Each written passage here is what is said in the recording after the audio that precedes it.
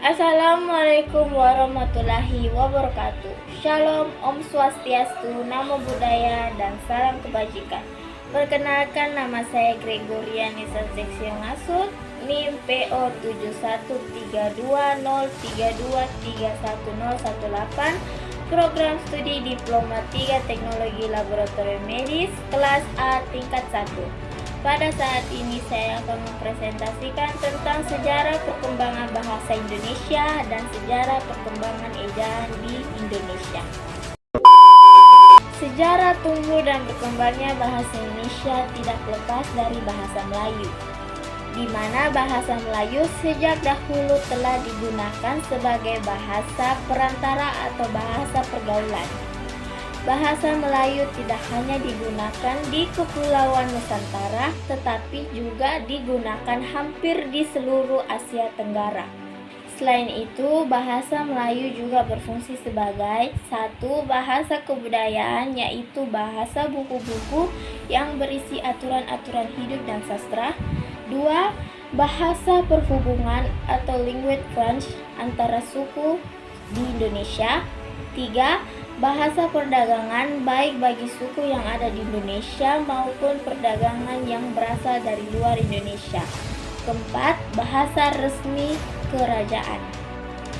Nah, mengapa bahasa Melayu diangkat menjadi bahasa Indonesia?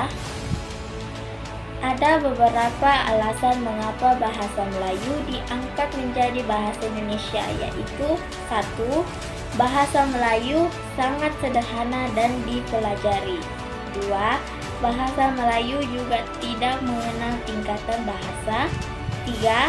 Bahasa Melayu juga mudah diterima oleh suku-suku di Indonesia.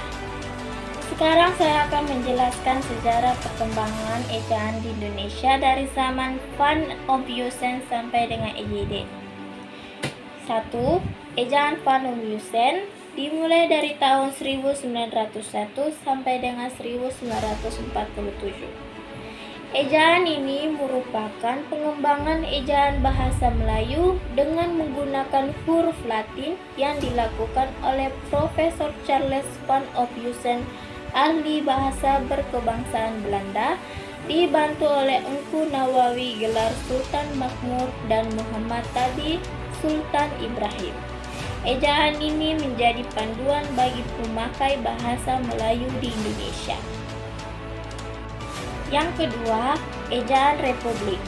Dimulai dari tahun 1947 sampai dengan 1972. Ejaan Republik diresmikan pada tanggal 19 Maret 1947 menggantikan ejaan sebelum, yaitu ejaan Van Ophuijsen. Ejaan ini dikenal juga dengan nama Ejaan Soewandi yang menjabat Menteri Pendidikan dan Kebudayaan saat itu. Yang ketiga, ejaan pembaharuan dimulai dari tahun 1957. Ejaan pembaharuan direncanakan untuk memperbaharui ejaan Republik. Penyusunan itu dilakukan oleh Panitia Pembaharuan Ejaan Bahasa Indonesia pada tahun 1957 oleh Profesor Prijono dan Eka Topo.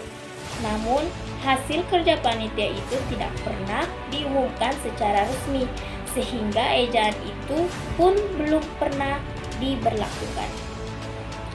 Yang keempat, ejaan Melindo Melayu Indonesia dimulai dari tahun 1959. Ejaan Melindo sebagai hasil usaha penyatuan sistem ejaan dengan huruf Latin di Indonesia dan Persekutuan Tanah Melayu pada tahun 1959. Akan tetapi, karena terjadi masalah politik antara Indonesia dan Malaysia selama bertahun-tahun, akhirnya peresmian ejaan ini tidak dilaksanakan. Yang kelima, ejaan baru atau ejaan LBK, Lembaga Bahasa dan Kebudayaan. Pada tahun 1967, Lembaga Bahasa dan Kesusastraan atau sekarang bernama Pusat Bahasa mengeluarkan ejaan baru atau ejaan LBK sebagai pengembangan ejaan Melindo yang tidak ada kepastian. Pada ejaan ini sudah banyak perubahan antara ejaan baru dengan EYD kecuali pada rincian kaidah-kaidahnya. Yang keenam, ejaan bahasa Indonesia yang disempurnakan EYD dimulai dari tahun 1972 sampai dengan 2015. Ejaan ini diresmikan pada tanggal 17 Agustus 1972 berdasarkan putusan Presiden nomor 57 tahun 1972 oleh Presiden Republik Indonesia Soeharto untuk menggantikan ejaan Republik atau ejaan Suwandi.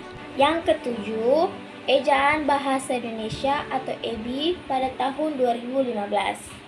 Ejaan Bahasa Indonesia digunakan untuk menggantikan ejaan Bahasa Indonesia yang disempurnakan EYD. Meskipun belum ada keputusan Presiden tentang adanya penggunaan ejaan baru untuk bahasa Indonesia, namun Badan Pengembangan dan Pembinaan Bahasa Kementerian Pendidikan dan Kebudayaan telah menerbitkan edisi keempat tentang Pedoman Umum Ejaan Bahasa Indonesia atau PUED di Jakarta Maret 2016. Dan yang terakhir atau yang ke-8 yaitu EYD edisi ke-5 pada tanggal 16 Agustus 2022. Peluncuran EYD edisi ke-5 telah ditetapkan oleh Keputusan Kepala Badan nomor 0321-DS.00.00/2021. Terdapat sejumlah kaidah baru yang disesuaikan dengan perkembangan bahasa Indonesia di masa kini. Hal ini menunjukkan keterbukaan bahasa Indonesia terhadap perkembangan yang ada. Baik, sekian dari penjelasan saya tentang sejarah perkembangan bahasa Indonesia dan sejarah perkembangan ejaan di Indonesia. Semoga penjelasan saya ini dapat bermanfaat dan saya mohon maaf apabila ada kata-kata yang salah.